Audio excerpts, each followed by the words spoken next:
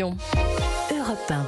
C'est un texte majeur qui vient d'être adopté à l'Assemblée nationale, un double vote solennel sur les soins palliatifs et la création du droit à l'euthanasie et au suicide assisté qui a bien eu lieu donc. Si le premier volet concernant les soins palliatifs a été adopté à l'unanimité, celui créant une aide à mourir, plus clivant, a finalement été adopté lui aussi, mais à 299 voix pour et 226 contre. Bonsoir Maï-Hélène Trémollet. Bonsoir Clélie, bonsoir à tous. Jusqu'au dernier moment, certains élus ont cru à un renversement.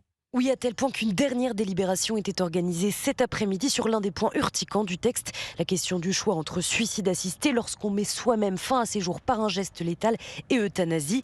Ce choix initialement proposé aux patients a finalement été retiré du texte. Et tandis que la gauche se félicite d'avoir tenu un débat noble, équilibré, comme la députée socialiste Océane Godard. Merci d'avoir partagé ce qui confine à l'intime. Le débat qui s'est ouvert depuis des années est d'abord un débat de conscience, de respect, de liberté, d'ultime soin. Sur les rangs de la droite, on condamne à l'inverse une absence totale de discussion.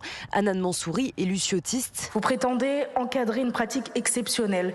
En réalité, vous êtes en train d'organiser un droit de provoquer la mort. Vous prétendez défendre la liberté. En réalité, vous installez une pression sociale permanente sur les malades, les personnes âgées, les handicapés. À son tour, Patrick Hetzel, député LR, monte à la tribune. Que doit faire la République quand la vie devient fragile ? Doit-elle d'abord entourer, soulager, accompagner ou doit-elle organiser la mort ? La droite qui compte désormais sur la majorité sénatoriale dans l'ensemble opposé à toute création d'une aide à mourir pour remanier en profondeur le texte et rétablir le plus de garde-fous possible. Maï-Hélène Trémollet du service politique de